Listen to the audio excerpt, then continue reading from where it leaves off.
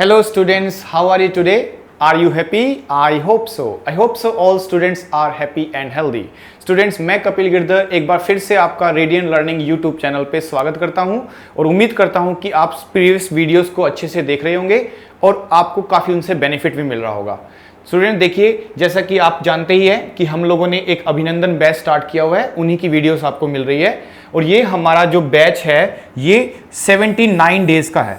79 days में आपको SSC CGL 2023 को क्रैक करने का हमारा पूरा मोटिव है और उसके लिए ही सभी टीचर्स, जितने भी आपने देखा होगा, आप इन टीचर्स के लेक्चर्स देख रहे हैं, तो ये सभी के सभी टीचर्स अपने एफर्ट पूरे डाल रहे हैं इसमें और आपको भी डेडिकेटली सभी के लेक्चर्स को बड़े ध्यान से देखना है।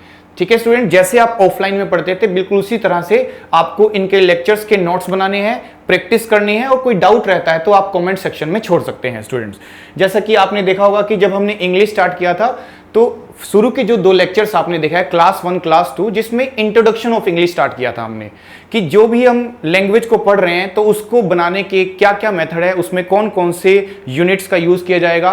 तो हमने देखा था कि अलग अलग तरह के हमने साउंड से स्टार्ट किया था, साउंड से फिर हमने letters, words, phrase, close, sentence, अलग अलग सब पार्ट्स को डील किया कि उनका मीनिंग क्या होता है और कैसे बनाए जाते हैं स्टूडेंट्स। तो अब क्योंकि हमें सिलेबस को आगे बढ़ाना है तो अब हम टॉपिक वाइज पढ़ने की कोशिश करेंगे। तो आप सभी से मैं पूछना चाहता हूं, आप मुझे बताएंगे कि आपके हिसाब से जितने मैंने आपको सिलेबस बताया था कि हम 9 तरह के वर्ड्स पढ़ते हैं और 6 तरह के सेंटेंस बेस्ड कुछ टॉपिक के नाम बताए थे मैंने आपको, उन सब में से सबसे ज्यादा इंपॉर्टेंट आपके हिसाब से क्या है? डेफिनेटली आप अलग अलग थॉट सभी के होंगे। तो अब देखो, इनमें बहुत सारे अलग अलग कंफ्यूजन्स हैं। कुछ स्टूडेंट्स को लग सकता है कि सबसे ज्यादा इंपॉर्टेंट नाउन होता है, कुछ स्टूडेंट को लगेगा कि सबसे इंपॉर्टेंट टेंस है, कुछ को लगेगा सबसे इंपॉर्टेंट आर्टिकल्स है। तो अलग अलग सबकी इंपॉर्टेंस इक्वल होती है, लेकिन फिर भी हम इसको प्रैक्टिकल करके देखेंगे। आप मुझ पे और अपने पर विश्वास ना करते हुए आप सेंटेंस को देखो, सेंटेंस को प्रैक्टिकली समझना और फिर बताना कि आप सबसे इंपॉर्टेंट टॉपिक क्या रहेगा और किससे हमें स्टार्ट करना चाहिए। तो स्टूडेंट्स देखिए, आज की क्लास में स्टार्ट करने से पहले मैं एक सेंटेंस जरूर लिखना चाहूंगा और उस सेंटेंस को आप देखेंगे। जैसे एक सेंटेंस लिखते हैं कि ही ड्रिंक्स हॉट मिल्क क्विकली। ये इस तरह का सेंटेंस आपके सामने कि ही ड्रिंक्स हॉट मिल्क क्विकली। आप इस सेंटेंस को ध्यान से पढ़िए स्टूडेंट्स, तो आप देखेंगे कि इसके अंदर कुछ पार्ट ऑफ स्पीच यूज किए गए हैं, कुछ वर्ड्स यूज किए गए हैं, ग्रुप ऑफ वर्ड्स है, तो हम इसको एक सेंटेंस बोलेंगे और आपको इन सभी वर्ड्स को नेम देना है। क्योंकि हमने प्रीवियस क्लासेस में इसको डील किया था, तो आप ध्यान दें। तो सबसे पहली चीज कि इस सेंटेंस को पढ़ने पर आपको इसमें कोई एक्शन दिखाई देगा। तो स्टूडेंट देखो, इसमें एक्शन क्रिया क्या लिखी हुई है? ड्रिंक्स। तो ड्रिंक्स क्या माना जाएगा? ड्रिंक्स एक वर्ब है जिसको हम क्या बोलते थे? एक्शन बोलते थे। तो यहां पे ड्रिंक्स हमारा क्या बन गया? एक्शन। और एक्शन को ही हम क्या नाम दे सकते हैं? एक्शन को ही बोला जाता है वर्ब। तो इसके अंदर जो ड्रिंक्स यूज किया है वो क्या निकला? वर्ब। अब स्टूडेंट्स याद कीजिए, हमने नाउन का डेफिनेशन क्या पढ़ा था? हमने नाउन का डेफिनेशन पढ़ा था पर्सन, प्लेस, थिंग और नेम ऑफ एनीथिंग। किसी भी चीज के नाम को क्या बोलते हैं? नाउन बोलते हैं। तो क्या कोई पर्सन, प्लेस, थिंग दिखाई दे रहा है आपको इसमें? जी हां स्टूडेंट्स, इसके अंदर देखेंगे तो आपको मिल्क दिखाई दे रहा है। तो मिल्क एक क्या माना जाएगा? थिंग, एक वस्तु है। दैट्स वाई हम इसको अगर नाम देना चाहें तो हम इसको नाम दे सकते हैं नाउन। तो मिल्क इसमें क्या माना जाएगा? नाउन माना जाएगा। अब स्टूडेंट देखिए कि मिल्क तो है, क्या आप बता पा रहे हैं कि मिल्क कैसा है? इसके अंदर कुछ अच्छा या बुरा, कुछ गुण अवगुण, कुछ आपको मिल्क के बारे में समझ में आता है कि मिल्क कैसा है? तो आप देखेंगे मिल्क इसमें कैसा है? हॉट है। तो कह सकते हैं कि हॉट मिल्क की विशेषता है, उसको क्वालिफाई कर रहा है, उसको मॉडिफाई कर रहा है। तो इस वर्ड को अगर हमें नाम देना हो तो हम नाम देंगे इसको एडजेक्टिव। इसको नाम दिया जाएगा एडजेक्टिव, यानी डिस्क्राइब करने वाला वर्ड। तो नाउन की रिस्पेक्ट में क्या लिखा हुआ है? हॉट, कि मिल्क कैसा है? हॉट है। तो हम हॉट को क्या बोल सकते हैं कि हॉट एक एडजेक्टिव है। अब स्टूडेंट्स देखिए, आपके हिसाब से बताइए क्विकली क्या है? क्विकली क्या होगा? देखो, ये क्विकली हमने ना तो मिल्क के लिए यूज किया है ना ही हॉट के लिए यूज किया है। ये क्विकली हमने यूज किया है ड्रिंक्स के लिए। ड्रिंक्स के लिए कि वो पीता है पर कैसे पीता है?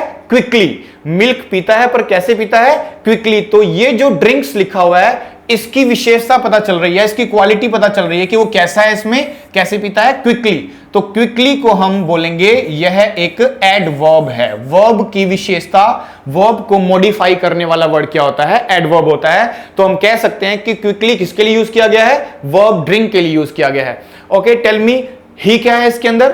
तो आप देखेंगे कि ही क्या है। तो अगर हम चाहते तो यहां पे किसी बॉय का नाम भी लिख सकते थे, हम यहां राहुल भी लिख सकते थे, लेकिन राहुल नहीं लिखा हमने, राहुल के प्लेस पे यूज किया ही। तो ऐसा वर्ड जो नाउन को रिप्लेस कर दे, नाउन की जगह पे आ जाए, उस वर्ड को ग्रामेटिकली क्या नाम दिया जाता है, उसको नाम दिया जाता है प्रोनाउन। तो इसके अंदर ही क्या माना जाएगा, प्रोनाउन। तो देखिए स्टूडेंट्स, हर वर्ड को हमने क्या दे दिया है, नाम दे दिया है। हर वर्ड को नाम देंगे और इन वर्ड्स को ही क्या बोलते थे, part of speech, part of speech बोलते हैं। अब हम क्या करने जा रहे हैं स्टूडेंट्स, हम देखने जा रहे हैं कि किस तरह से हम समझे कि सबसे इंपॉर्टेंट इसमें क्या है। तो देखिए स्टूडेंट्स, अगर मैं आपको बोलूं कि इस सेंटेंस का मीनिंग क्या है, तो आप इसका थोड़ा हिंदी का थॉट बनाएंगे तो डेफिनेटली आपको पता चलेगा कि लिखा है ही ड्रिंक्स हॉट मिल्क क्विकली, वह गर्म दूध तेजी से पीता है, जल्दी पीता है। ये इसका कोई सेंस बन रहा है सेंटेंस का। लेकिन अगर मैं आपको बोलूं कि इस बार आप क्या करना, इस सेंटेंस में से इस हॉट को हटा दीजिए, इस हॉट को आपको नहीं बोलना है, बाकी पूरा सेंटेंस बोलना है। तो क्या रह जाएगा, देखो, ही ड्रिंक्स मिल्क क्विकली। तो इसका मीनिंग क्या बना, इसका मीनिंग बन रहा है कि वह दूध तेजी से पीता है या वह दूध जल्दी पीता है। तो देखो मीनिंग तो अभी भी आ रहा है। यानी अगर एक सेंटेंस में एडजेक्टिव को हटा दिया जाए तो क्या मीनिंग खत्म हो जाएगा सेंटेंस का, नहीं। एडजेक्टिव के बिना भी क्या बन सकता है, सेंटेंस बन सकता है। तो इसके बिना हमने सेंटेंस बनाया और इसका मीनिंग बन गया। अब हम क्या करेंगे, इस हॉट को तो बोलेंगे, इसको बोलना है आपको, लेकिन इस बार आपको क्या नहीं बोलना, क्विकली नहीं बोलना, क्विकली नहीं बोलना, बाकी सारे वर्ड्स बोलने हैं। तो क्या मीनिंग है, देखो, ही ड्रिंक्स हॉट मिल्क। अब इसका मीनिंग बनेगा वह गर्म दूध पीता है। देखो स्टूडेंट, अभी भी मीनिंग आ रहा है। यानी अगर एडवर्ब को सेंटेंस में से निकाल लिया जाए तब भी तो सेंटेंस का मीनिंग आ जाएगा। इसका मतलब बिना एडवर्ब के भी सेंटेंस बन सकता है, बिना एडजेक्टिव के भी सेंटेंस बन सकता है। और अब हम क्या करते हैं, चलो ऐसा करते हैं, इन सब को हटा देते हैं, इन सब को हटा देते हैं। ये सब को हटा दिया हमने। अब बताओ कि अगर मैं बोलूं ही ड्रिंक्स, तो क्या मीनिंग आया सेंटेंस का स्टूडेंट्स? यस, इसका मीनिंग तो आ रहा है। इसका मतलब है ही ड्रिंक्स, वह पीता है, मीनिंग तो बन रहा है। अलग बात है कि इसका थोड़ा नेगेटिव मीनिंग पड़ रहा है कि वो पी लेता है कभी कभी, दैट मींस इसका मीनिंग तो आ रहा है। यानी ही ड्रिंक्स का मतलब है पीता है, तो मीनिंग इसका भी बन रहा है। यानी अगर मैं नाउन को भी हटा दूं तब भी क्या सेंटेंस का मीनिंग बन जाएगा। अब हम क्या करते हैं कि पूरा सेंटेंस बोलना है, सारे वर्ड्स बोलने हैं आपको, बस आपको ड्रिंक्स नहीं बोलना है। इस ड्रिंक्स को छोड़ दो, बाकी सब बोलो। तो क्या बन जाएगा, ही हॉट मिल्क क्विकली, वह गर्म दूध तेजी से है। अरे वाह, बताओ मीनिंग बना कि नहीं बना, कितना अच्छा मीनिंग आ रहा है कि वह गर्म दूध तेजी से है। यह सेंटेंस अब मीनिंगलेस हो चुका है, इसका कोई मीनिंग नहीं बन पा रहा है कि वह गर्म दूध तेजी से है। इससे क्या प्रूव होता है स्टूडेंट्स, इससे आप देखो कि बिना वर्ब के, जैसे ही मैंने सेंटेंस में से वर्ब को हटाया तो उसका मीनिंग बिल्कुल खराब हो गया, वो मीनिंगलेस हो गया। इसका मतलब है without verb we can't make any sentence. बिना वर्ब के सेंटेंस नहीं बनाया जा सकता। इसका मतलब सबसे ज्यादा इंपॉर्टेंट हमारे लिए क्या है, सबसे ज्यादा इंपॉर्टेंट हमारे लिए क्या मानी जाएगी, वर्ब मानी जाएगी। अब बच्चे ये भी कह सकते हैं सर आपने ही को तो नहीं हटाया, अगर ही को हटाते तब भी तो मीनिंग खराब हो जाता सेंटेंस का। देखो स्टूडेंट्स, हमने ड्रिंक को हटाया तो मीनिंग खराब हो गया था। अब देखो हम क्या करते हैं, पर्टिकुलर बना के देखते हैं एक एक वर्ड को लेके। जैसे मैं लिखता हूं टेबल, तो आप सभी स्टूडेंट जानते हो कि टेबल क्या माना जाता है, टेबल एक तरह का नाउन है, ठीक है, ये एक नाउन है। तो क्या बताओ ये सेंटेंस बन चुका है? आप कहेंगे सर नहीं, ये सेंटेंस नहीं बना, ये सेंटेंस नहीं है अभी, क्योंकि ये सिर्फ एक वर्ड है। लेकिन आप समझिए कि वर्ब अगर सेंटेंस में से निकल जाएगी तो उसका मीनिंग खराब हो जाएगा, वो मीनिंगलेस हो जाएगा।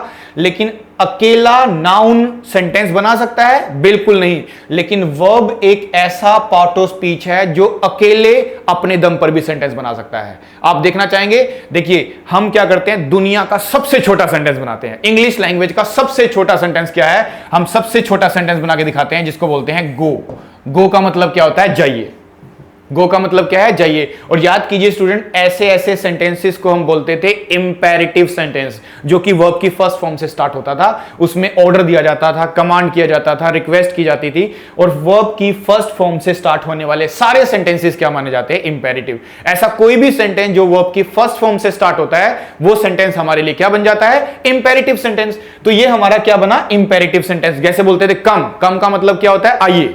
Open the door, open the door का मतलब क्या होता था, दरवाजा खोलिए। तो कहने का मतलब अकेली वर्ब भी एक सेंटेंस को बना सकती है, और अगर जिस सेंटेंस में से वर्ब हट जाए तो वहां से सेंटेंस का मीनिंग खराब हो जाता है।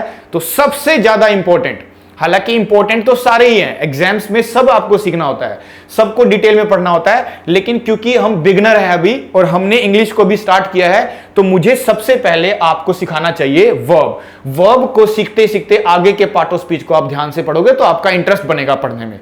अगर आपको लगता है कि इंग्लिश को पढ़ते समय आपका इंटरेस्ट नहीं बन पाता है, तो डेफिनेटली उसका रीजन हो सकता है कि आप रैंडमली किसी भी टॉपिक से स्टार्ट कर रहे हो, एक रीजन ये भी हो सकता है। लेकिन अगर आप इंग्लिश को अच्छे से सीखना चाहते हो और एग्जाम्स में आपकी परफॉर्मेंस आप चाहते हो कि अच्छा हो, तो डेफिनेटली आपको क्या करना चाहिए, वर्ब को ध्यान से पहले सीखना है। वर्ब्स के सारे टाइप्स, कितने तरह के वर्ब्स के क्वेश्चन एग्जाम्स में आते हैं। ओके स्टूडेंट्स, तो हम थोड़ा सा इसी के बारे में आज जानेंगे कि what is a verb, verb होता क्या है, उसके कितने टाइप्स हो सकते हैं। ओके स्टूडेंट्स, तो ये इससे पता चला कि सबसे ज्यादा इंपॉर्टेंट हमारे लिए सीखने के लिए क्या रहेगा, वर्ब। तो आज की क्लास में हम वर्ब ही सीखेंगे। ओके स्टूडेंट्स, तो आज का टॉपिक क्या रहेगा हमारा, वर्ब रहेगा। हम वर्ब को एक्सप्लेन करेंगे। देखो वैसे तो क्या होता है कि वर्ब को अलग अलग तरह से कैटेगराइज किया गया है, उसके बहुत अलग अलग एडवांस वर्जन होते हैं, लेकिन हमें अभी एज अ बिगनर कितनी वर्ब चाहिए, मैं उतना ही आपको पढ़ाऊंगा जितना आपको लगे कि आपको जो शुरू के दो टॉपिक सीखने हैं उसमें काम आए। उससे ज्यादा सिखाऊंगा तो आप लोग के हो सकता है सर से ऊपर चला जाए, तो इतना मैं नहीं सिखाऊंगा आपको। जो बेसिक वर्ब्स होती है, जो आपको सबसे पहले आना चाहिए, उसके बारे में मैं आपको बताऊंगा। तो देखिए सबसे पहले क्या लिखा हुआ है हमारे पास, वर्ब। तो ये जो वर्ब है, वर्ब को कैटेगराइज करना है तो सबसे पहले ध्यान रखें, ये जो वर्ब होती है ना, इसके दो पार्ट होते हैं। वर्ब के कितने पार्ट होते हैं, दो पार्ट। जब भी आप एक सेंटेंस को देखते हो, तो सेंटेंस में जैसे आपने देखा ना, तो हर सेंटेंस के अंदर देखो तो या तो एक वर्ब मिलेगी या फिर दो वर्ब भी मिल सकती है। तो इसीलिए बोला गया है कि वर्ब के कितने पार्ट्स होते हैं, दो पार्ट्स होते हैं। तो वर्ब के दो पार्ट कौन कौन से हैं उसको देखते हैं। तो सबसे पहला जो वर्ब होता है उसको बोलते हैं मेन वर्ब। सबसे पहला पार्ट क्या बनता है हमारे लिए, मेन वर्ब। मेन वर्ब का मतलब होता है मुख्य क्रिया। मुख्य क्रिया, इसको कुछ ग्रामेरियंस अपनी बुक में लेक्सिकल वर्ब भी बोलते हैं। लेक्सिकल वर्ब बोलो चाहे मेन वर्ब बोलो, एक ही बात है। तो आप ध्यान देना कि वर्ब का पहला स्टेप क्या होता है हमारा, मेन वर्ब। और इसी तरह से एक वर्ब होती है जिसको बोल दिया जाता है हेल्पिंग वर्ब। एक वर्ब जो होती है उसको क्या बोल दिया जाता है, हेल्पिंग वर्ब। तो एक मेन वर्ब हो गई और एक हमारी हेल्प करने वाली हेल्पिंग वर्ब हो गई। अब इनके नाम से ही पता चलना चाहिए आपको, मेन वर्ब का मतलब है मुख्य क्रिया, that is main verb, that जिसके बिना सेंटेंस बनेगा ही नहीं। ओके, और एक होती है हेल्पिंग वर्ब, जो सिर्फ हेल्प करने के लिए, उस मेन वर्ब को सपोर्ट करने के लिए यूज करते हैं एक सेंटेंस के अंदर। ठीक है स्टूडेंट्स, आपने देखा होगा इन्हीं मेन वर्ब्स को फर्दर कुछ पार्ट्स में आपने पढ़ा हो शायद से। देखो कैसे पढ़ते थे इसको हम, मेन वर्ब को हम पढ़ते थे कुछ इस तरह से, इसको कुछ पार्ट्स में डिवाइड कर देते थे। याद करो, आपने वर्ब्स की फॉर्म्स को लर्न किया होगा। ऐसे होता था, एक होता था वर्ब की फर्स्ट फॉर्म, एक यूज करते थे वर्ब की सेकंड फॉर्म, फिर यूज करते थे वर्ब की थर्ड फॉर्म, और फिर यूज करते थे एक V1 वर्ब की फर्स्ट फॉर्म में ऐड कर देते थे ing, यानी उसके अंदर सफिक्स कर देते थे। वर्ड के अंदर कुछ ऐड करने को मतलब सफिक्स करना, तो बाद में कुछ ऐड किया है ing, तो ये सफिक्स कर दिया, तो क्या बन चुका है, ing फॉर्म। तो ये चार तरह की वर्ब्स को आपने याद किया होगा। आप देखते थे कि जैसे लिखा है गो, तो गो वर्ब की फर्स्ट फॉर्म है, तो सेकेंड फॉर्म क्या लिखते थे हम लोग, वेंट लिखते थे। फिर थर्ड फॉर्म क्या लिखते थे हम लोग, गोन लिखते थे। तो गो, वेंट, गोन, और एक वर्ब होती थी ing बना के, तो क्या होती थी, गोइंग होती थी। इस तरह से वर्ब्स को हम याद करते थे, गो, वेंट, गोन, गोइंग। जैसे एक वर्ब होती थी कैच, तो कैच को कैसे लिखते थे, कैच, कॉट, कॉट, कैचिंग। एक वर्ब होती थी टेक, टेक का मतलब लेना, तो टेक, टुक, टेकन, टेकिंग, इस तरह से। तो ये जो बेसिक वर्ब्स होती है, वर्ब्स की फॉर्म्स होती है, जब हम सेंटेंस में यूज करते हैं, इन्हीं को बोलते हैं मेन वर्ब। इनको बोलते हैं मेन वर्ब, इनके बिना सेंटेंस नहीं बनता। तो आप कह सकते हैं कि मेन वर्ब से एक सेंटेंस को बनाया जाता है, first form, second form, third form, ING form, इसकी कितनी फॉर्म्स होती है? 4 फॉर्म्स। हो सकता है किसी बुक में आपने जब पढ़ा हो आपको 4 ना दिखा करके 5 फॉर्म्स दिखाई हो, ऐसा भी पॉसिबल है। लेकिन आप ध्यान रखना कि जो 5वीं फॉर्म होती है उसको बुक्स में कुछ इस तरह से दिखाया जाता है कि फर्स्ट फॉर्म में ही क्या ऐड कर दिया जाता है, एस या ईएस।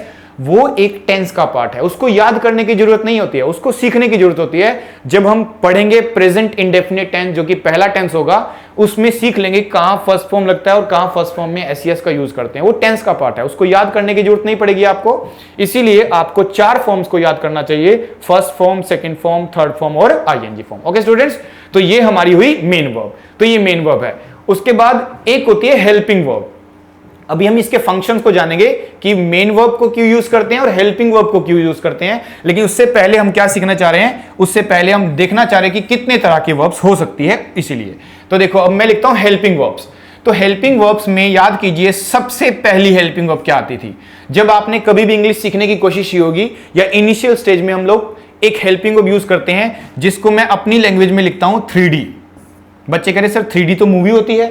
अरे मूवी की बात नहीं हो रही है यहां पे तो 3D की बात हो रही है। 3D का मतलब होता है ऐसे वर्ड जो डी से बनते हैं, जैसे do, does and did. Do, does and did. Do, does, did को ही 3D बोलते हैं क्योंकि 3 डी होते हैं। तो डू, डज, डिड ये हमारी पहली हेल्पिंग वर्ब होती है। इसको किसी टेंस में यूज करेंगे जो कि हम आगे सीखेंगे।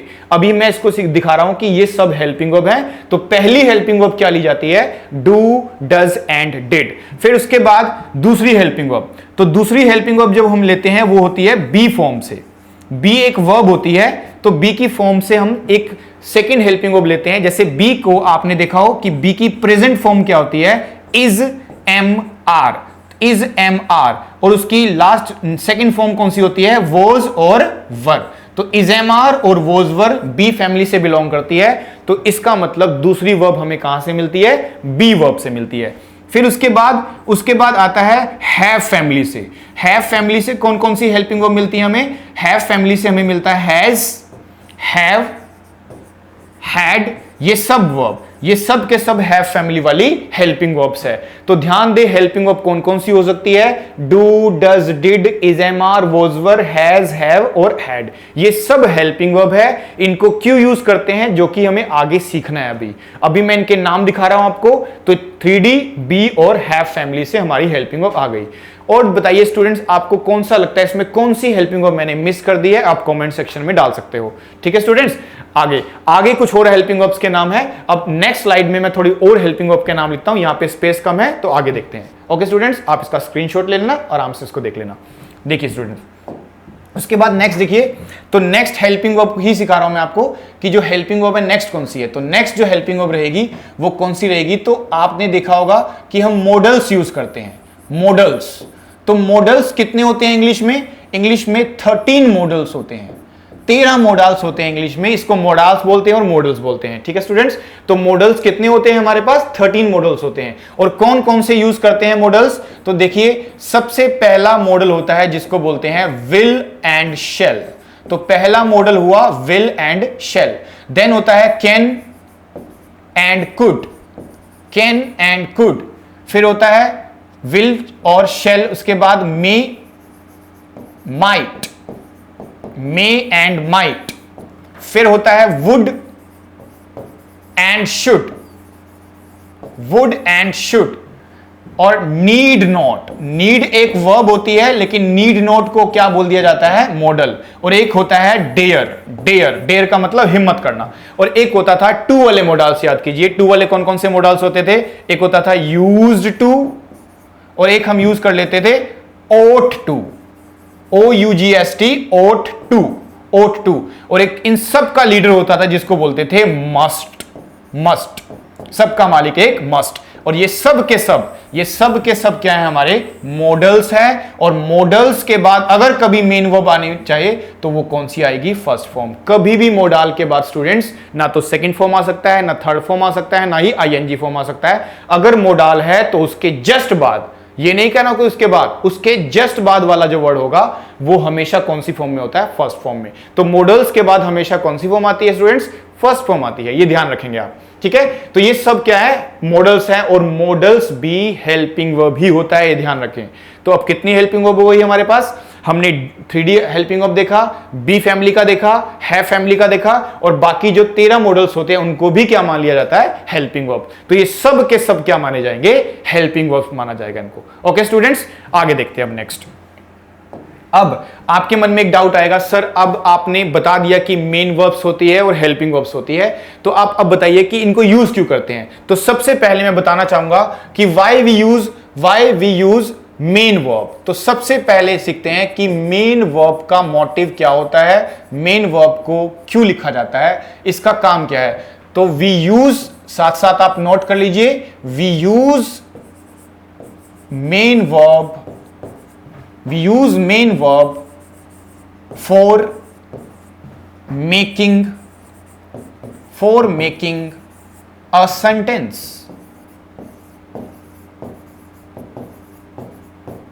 as without it we can't make any sentence.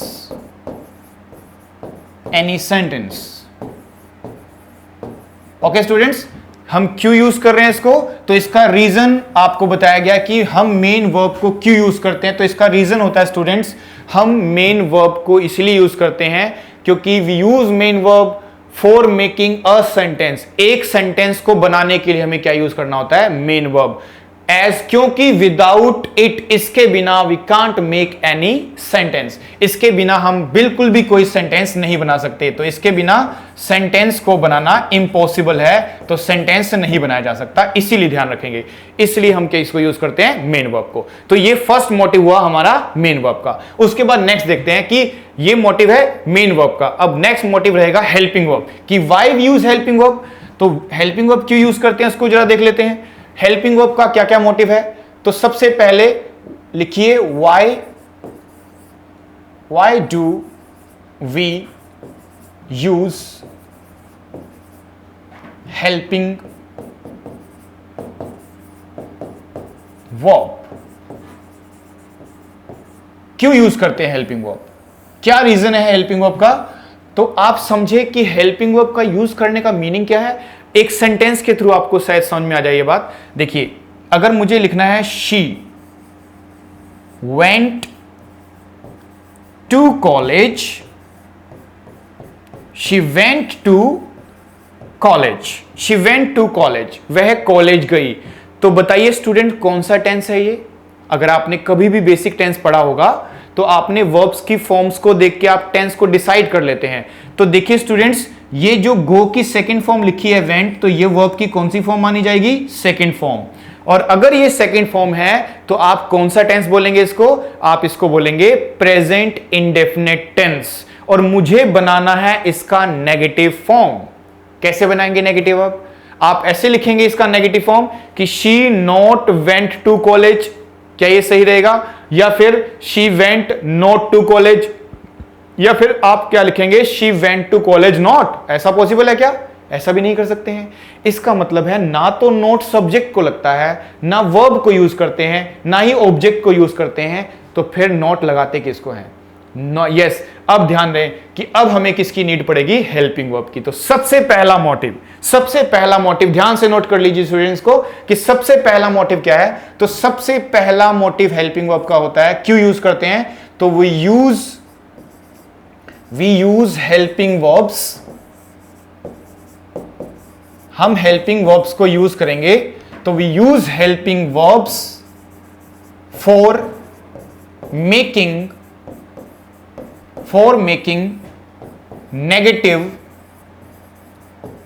negative and interrogative sentences.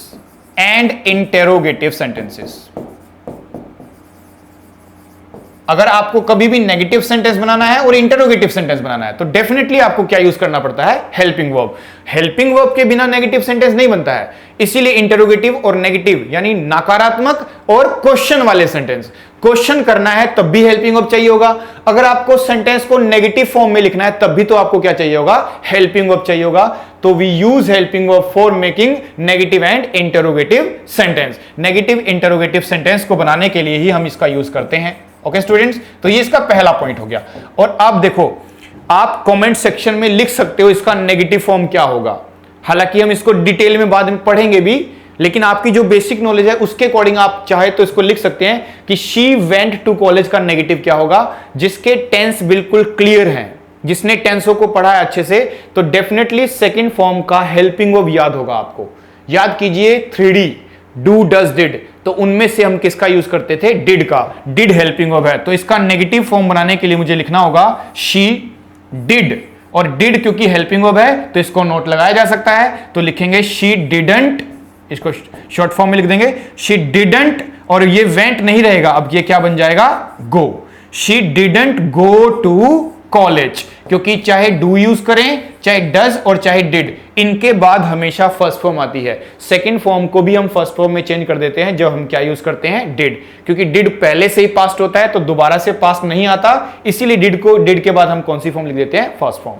अच्छा, अगर इसको मुझे क्वेश्चन में कन्वर्ट करना है तो क्वेश्चन में कन्वर्ट करने के लिए मैं पहले नंबर पे हेल्पिंग वर्ब लिख दूंगा डिड, फिर अब मैं सब्जेक्ट लिखूंगा did she go to college, क्या वह कॉलेज गई थी, और लास्ट में क्या लगा दूंगा? Question mark. तो आप देखो, शी वेंट टू कॉलेज का मतलब है कॉलेज गई थी, लेकिन मुझे मना करना था कि वो कॉलेज नहीं गई थी, तो she did not go to college. तो सेकंड फॉर्म के लिए क्या लिखना पड़ता है हमें? डिड। अब इसीलिए क्वेश्चन बनाना हो तो did she go to college, कि वह कॉलेज गई थी, इस तरह से उसका क्या बन गया? एक इंटेरोगेटिव सेंटेंस बन गया।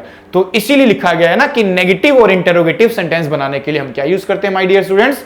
इन्हीं के लिए हम यूज करते हैं हेल्पिंग वर्ब। तो ये पहला मोटिव है, और ध्यान रखना, क्योंकि आपको अगर पूरा अच्छे से इंग्लिश को सीखना है और आप चाहते हैं कि एग्जाम में आपका फुल स्कोर आ जाए, तो डेफिनेटली फुल स्कोर लेने के लिए आपको पहले अपना बेस बनाना होगा। मैं सीधे आपको डायरेक्ट क्वेश्चन पे ले जा सकता हूं एग्जाम स्टाइल के, लेकिन मैं ऐसा करूंगा नहीं, क्योंकि मुझे पता है उससे आपका इंटरेस्ट बनेगा ही नहीं। तो मुझे कुछ टाइम चाहिए होगा जिसमें मैं आपका एक बेसिक स्ट्रक्चर बनाऊं पहले, जैसे कि पहले इंट्रोडक्शन ऑफ इंग्लिश किया था, फिर मैं वर्ब्स के बारे में बता रहा हूं, फिर मैं आपको टेंसेस पढ़ाऊंगा। तो जैसे जैसे आपका बेसिक स्ट्रांग हो जाएगा ना, तो बाद में जब मैं आपको एग्जाम स्टाइल पढ़ाऊंगा कि एग्जाम्स के सारे लेवल को हम पढ़ेंगे, जैसे कॉमन एरर का क्वेश्चन हो गया, सेंटेंस इंप्रूवमेंट का क्वेश्चन हो गया, फिलिप्स की फॉर्म में क्वेश्चन आते हैं, थोड़ा वो कैब हो गया, antonym, synonym, one word substitutions, ये जो एग्जाम स्टाइल के क्वेश्चन है वो सब को हम डील करेंगे। लेकिन कुछ क्लासेस में मैं चाहता हूं मैं आपको बड़े अच्छे तरीके से आपका बेसिक स्ट्रॉन्ग करूं, और इन बेसिक्स को जैसे जैसे मैं बता रहा हूं वैसे स्ट्रॉन्ग करोगे तो आपको सेंटेंस की अंडरस्टैंडिंग में बहुत ज्यादा हेल्प मिलेगी, और उससे आपकी परफॉर्मेंस बहुत अच्छी बढ़ जाएगी एग्जाम्स में। ओके स्टूडेंट्स, तो ये ध्यान रखें। तो अभी हम ज्यादा एग्जाम्स की बातें ना करते हुए हमें बेसिक को स्ट्रॉन्ग करना है। जब हम एग्जाम्स की बातों पे आ गए तो मुझे सारी चीजें फिर एग्जाम स्टाइल में आपको दिखानी होगी। तो अभी मैं चाहता हूं कि कुछ आप बेसिक थोड़ा सा कुछ क्लासेस में ठीक कर लो। ओके स्टूडेंट्स, तो ये पहला मोटिव हो गया। फिर नेक्स्ट लिखते हैं कि सर कोई और भी रीजन हो सकता है क्या हेल्पिंग वर्ब यूज करने का?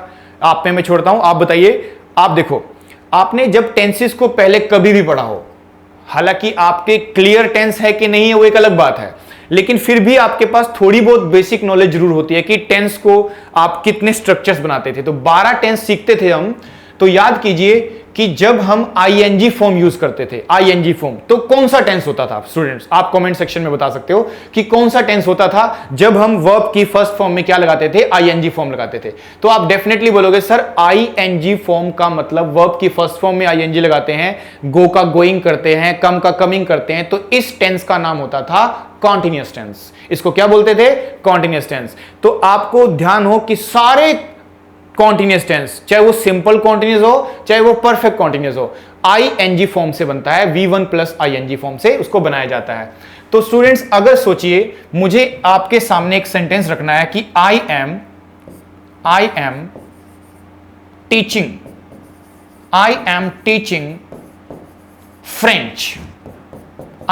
फ्रेंच। अगर इस सेंटेंस को रखना है तो क्या आप बता पाओगे कि ये कौन से वाला कॉन्टिन्यूअस टेंस है? तो डेफिनेटली बता पाओगे। लेकिन अगर मैं सीधे ऐसे क्वेश्चन पूछूं आपसे मैंने क्वेश्चन पूछ लिया सीधे कि चलो इसका बताइए कि she writing a letter, she writing a letter, और फिर से लिखते हैं she writing a letter, a letter.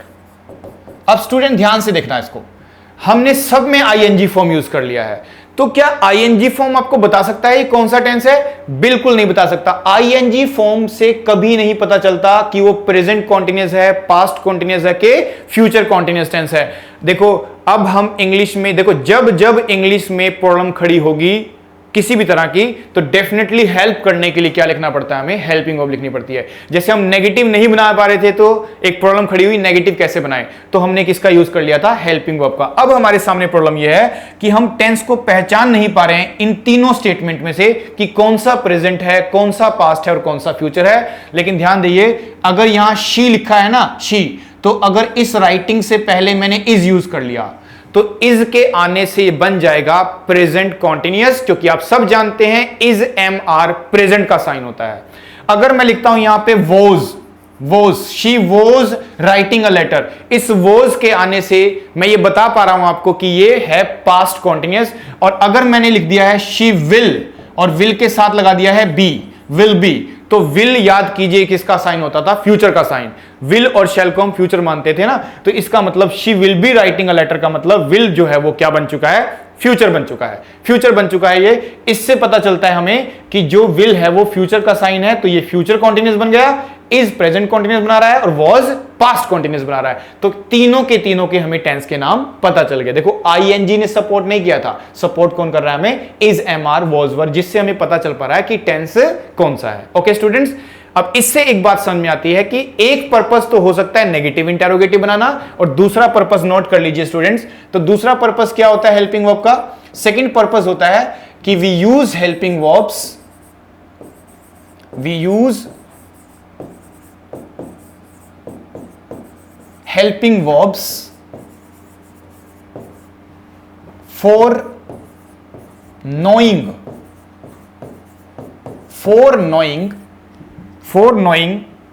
the time of the tense or sentence। Okay students, यानी हम कब यूज करते हैं हेल्पिंग वर्ब? तो हम हेल्पिंग वर्ब का यूज तब भी करते हैं जब हमें ये नहीं पता चल पा रहा है कि वो प्रेजेंट है कि पास्ट है, यानी टाइम पता लगाने के लिए कि प्रेजेंट का है, पास्ट का है कि फ्यूचर का है सेंटेंस। तो इसको जानने के लिए भी हमें क्या यूज करना पड़ता है स्टूडेंट्स? Helping verb. ठीक है स्टूडेंट्स, तो इज एम आर से पता चलता है प्रेजेंट है, वॉज वर से पता चलता है पास्ट है, और विल से पता चलता है फ्यूचर है। इससे पता चल रहा है हमें, तो हम कह सकते हैं कि इनसे हमें पता चलता है what is the time of the sentence, sentence का टाइम इससे हमें पता चलता है, इसीलिए हम इसको यूज करते हैं। तो दो पर्पस हो गए ना, नेगेटिव इंटरोगेटिव बनाना, और एक हो गया कि हेल्पिंग वर्ब का यूज टाइम का पता लगाने के लिए भी किया जाता है कि वो प्रेजेंट है, पास्ट है कि फ्यूचर है। आई होप आपको ये बात समझ में आ रही है। तो इस तरह से हम हेल्पिंग वर्ब का फंक्शंस करते हैं। ठीक है स्टूडेंट्स, तो ये हुआ हमारा हेल्पिंग वर्ब का फंक्शंस। ओके स्टूडेंट्स, इसको ध्यान से देखेंगे अब। ओके, अब देखिए, अब मैं एक और सेंटेंस लिखता हूं आपके लिए। मैं आपसे पूछना चाहता हूं, जैसे हम वर्ब की फॉर्म्स को लर्न करते हैं तो आपने देखा होगा कि हम वर्ब की अलग अलग फॉर्म्स यूज करते हैं, लेकिन एक वर्ब की थर्ड फॉर्म भी होती है। वर्ब की कौन सी फॉर्म होती है? Third form. तो मुझे जरा बताइए आप कि जो वर्ब की थर्ड फॉर्म होती है वो कौन सा टेंस बनाती है? डेफिनेटली अब फिर से आप दिमाग लगाओगे तो आपको याद आएगा कि हाँ, जैसे V1 प्लस ING कौन सा टेंस बनाती थी? Continuous tense. ऐसे ही वर्ब की थर्ड फॉर्म भी एक स्पेशल टेंस बनाती है जिसका नाम होता है परफेक्ट टेंस। कौन सा टेंस बनता है? परफेक्ट, यानी थर्ड फॉर्म हर तरह का परफेक्ट टेंस बना सकती है। और अब मैं सेंटेंस लिखता हूं आपके सामने। मैं लिखना चाहता हूं, फर्स्ट सेंटेंस लिखते हैं, आई हैव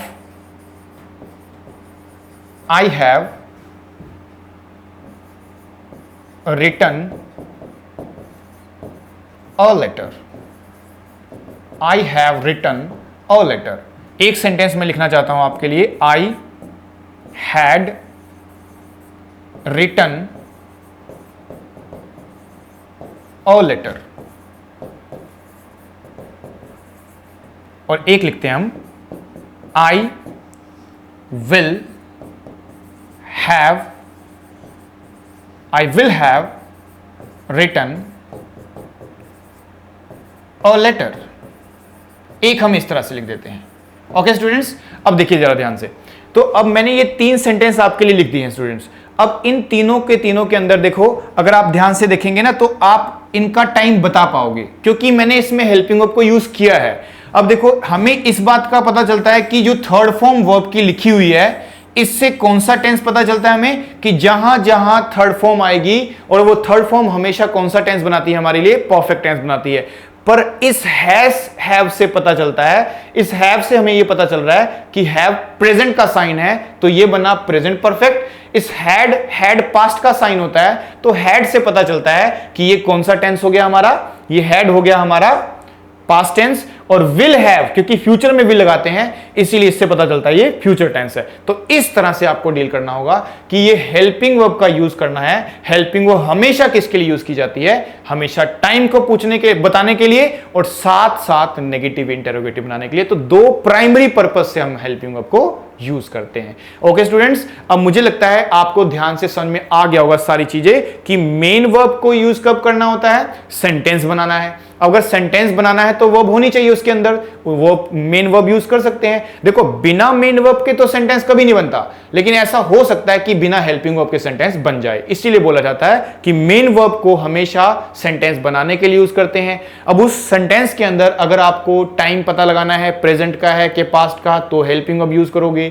नेगेटिव इंटरोगेटिव बनाने हैं तब भी आप क्या यूज करोगे, हेल्पिंग वर्ब यूज करोगे। ओके स्टूडेंट्स, इस तरह से इसको डील करना है। आगे देखते हैं अब नेक्स्ट। अब देखिए, क्योंकि मुझे नेक्स्ट क्लास में वर्ब से ही रिलेटेड टॉपिक पढ़ाना है, और वर्ब से रिलेटेड बहुत सारे टॉपिक होते हैं, ध्यान देना आपके एसएससी सीजीएल एग्जाम में, specially SSC CGL, CPO, stenographer, ये सब कुछ ऐसे एग्जाम्स है जहां पे इंग्लिश का वेटेज बहुत ज्यादा होता है। ठीक है, अगर हम सिर्फ एसएससी की बात करें, सीजीएल की, तो आप सब जानते होंगे कि 50 मार्क्स का जो पेपर है, 50 मार्क्स का पेपर प्री में आएगा, और इस तरह से 135 मार्क्स का जो पेपर है वो किस में आता है, मेंस में आता है। तो स्टूडेंट्स, अगर मैं दोनों को काउंट करूं ना, तो ध्यान देना, वर्ब से रिलेटेड जितने भी टॉपिक हैं, वर्ब से रिलेटेड जो टॉपिक्स है ना, आप ध्यान देना कि लगभग 50 से 60 मार्क्स का पेपर जो है वो वर्ब से रिलेटेड हो सकता है। वर्ब के कौन कौन से टॉपिक होते हैं, टेंस हो सकता है, मॉडल्स हो सकता है, क्वेश्चन टैग हो सकता है, आप कंडीशनल सेंटेंसेस देख सकते हो जो कि लास्ट क्लास में बताया था, और मत भूलो ट्रांसफॉर्मेशन, एक्टिव से पैसिव बनाना, पैसिव से एक्टिव बनाना। ये एक स्कोरिंग टॉपिक होता है एग्जाम्स में, यानी लगभग प्री और मेंस को देखेंगे तो लगभग 15 से 20 मार्क्स का पेपर वहां से बन जाता है आपका। ऐसे ही रिपोर्टेड स्पीच, नरेशन जिसको बोलते थे, डायरेक्ट इनडायरेक्ट बोलते थे, तो डायरेक्ट को इनडायरेक्ट बनाना, इनडायरेक्ट को डायरेक्ट बनाना, वो भी वर्ब का ही रोल प्ले करता है, उसमें भी वर्ब आती है। तो कहीं ना कहीं वो भी आपका 15 से 20 मार्क्स का पेपर में आता है, दोनों को मिला करके। तो आप ध्यान देना कि वर्ब का टॉपिक आपके लिए बहुत इंपॉर्टेंट है, इसीलिए मैंने स्टार्ट ही किससे किया है, वर्ब से। आज की क्लास में मैंने आपको बताया है कि what is the basic form of verb, verb की बेसिक फॉर्म जो एज ए स्टूडेंट आपको पता होनी चाहिए, वो कौन कौन सी होनी चाहिए। मुझे लगता है अब आपको समझ में आ गया। तो आगे की क्लासेस में अब हम टेंस को स्टार्ट करेंगे, क्योंकि देखो टेंस में हम क्या करेंगे, इन्हीं वर्ब्स को यूज करेंगे, कहां फर्स्ट फॉर्म लगाना है, कहां सेकंड फॉर्म लगाना है, कहां थर्ड फॉर्म लगाना है। ठीक है स्टूडेंट्स, और इससे जाने से पहले, आज की क्लास खत्म करने से पहले हम क्या करेंगे, 2 से 3 वर्ब लिखता हूं जो मुझे लगता है इंपॉर्टेंट है और वो आपको आनी चाहिए। ठीक है स्टूडेंट्स, तो लिख लीजिए। एक वर्ब होती है जिसका मीनिंग होता है होना, उसको हिंदी में बोल देते हैं होना। ठीक है, और इसमें वर्ब की फर्स्ट फॉर्म, वर्ब की सेकंड फॉर्म, थर्ड फॉर्म और एक V1 plus ING form, first form में ING। तो होना को जो फर्स्ट फॉर्म दिया जाता है वो क्या होता है, बी की सेकंड फॉर्म क्या यूज करते थे स्टूडेंट्स, वॉज। बी की थर्ड फॉर्म क्या यूज करते थे, बीन। और एक बी की लास्ट फॉर्म होती है जिसको बनाते हैं बी से बीइंग बना देते हैं। अब इसी वॉज को दूसरा रूप में क्या देते थे, वर। वॉज का दूसरा रूप क्या होता था, वर। इस बी का दूसरा रूप क्या होता था, इज एम आर। इसका दूसरा रूप क्या होता था, इज एम आर। तो कहीं ना कहीं पूरी की पूरी बी की फॉर्म आपको आनी चाहिए स्टूडेंट्स। बी की फॉर्म इतनी इंपॉर्टेंट है, तो आप देखोगे 60% सेंटेंसेस में ना लगभग इंग्लिश के आपने बी की फॉर्म यूज की होगी किसी ना किसी रूप में, चाहे वो एक्टिव हो चाहे पैसिव हो। हम बी का कभी इज एम आर का यूज करते हैं, कभी वॉज वर्क का, कभी बीन का, कभी बीइंग का और कभी बी का। ये सब बी की फॉर्म्स है, इनको 60% सेंटेंसेस में यूज किया जाता है। आगे देखिए, एक वर्ब होती थी रखना, पोजीशन दिखाना, अधिकार दिखाने वाली, जिसमें हम फर्स्ट फॉर्म में पढ़ते थे हैव, सेकंड फॉर्म क्या लिखते थे इसकी, हैड, थर्ड फॉर्म क्या लिखते थे इसकी, हैड, और एक लास्ट फॉर्म होती थी हैव से बनी हुई हैविंग, हैव से बनी हुई हैविंग, हैविंग, और हैव का एक दूसरा रूप होता था हैज। हम हैज और हैव को कैसे डिसाइड करते थे, according to the nature of the subject, whether it is singular और प्लूरल। आप देखते थे कि वो सिंगुलर है कि प्लूरल है, सब्जेक्ट सिंगुलर होता था तो हैज लगाते थे, अगर प्लूरल होता था तो हैव लगाते थे, लेकिन हैज हैव का मतलब वर्ब की फर्स्ट फॉर्म दोनों हो सकती है, सेकंड फॉर्म हैड है और थर्ड फॉर्म भी क्या होती है, हैड, और लास्ट फॉर्म होता है हैविंग्स। इस तरह से वर्ब को याद करना है। ये दो फॉर्म आपको बड़े ध्यान से पढ़ना है, क्योंकि ये कहीं ना कहीं आपके पूरे टेंसेस, पूरे मॉडल्स और साथ साथ चेंज ऑफ वॉइस, नरेशन के जो टॉपिक होते हैं उस पर इसका इफेक्ट पड़ता है, इसी को ध्यान से पढ़ना। ओके स्टूडेंट्स, तो कभी भी मैंने अगर आपसे पूछा कि बी की सेकंड फॉर्म बताओ, तो आपको पता होना चाहिए कि बी की सेकंड फॉर्म क्या होती है, वॉज वर होती है। बी की फर्स्ट फॉर्म दो तरह से हो सकती है, बी भी हो सकती है और इज एम आर। जैसे एक इंसान के दो नाम होते हैं ना, घर पे कुछ हो रहा है, बाहर कुछ हो रहा है, ऐसे ही कभी कभी हम बी यूज करते हैं तो कभी कभी इज एम आर भी यूज करते हैं, और कब यूज करते हैं वो आगे की क्लासेस में आपको धीरे धीरे समझ में आ जाएगा। ओके स्टूडेंट्स, तो मुझे लगता है आज इतना ही सही रहेगा आपके लिए। आज इतना ही करते हैं, see in the next video. Okay students, bye bye.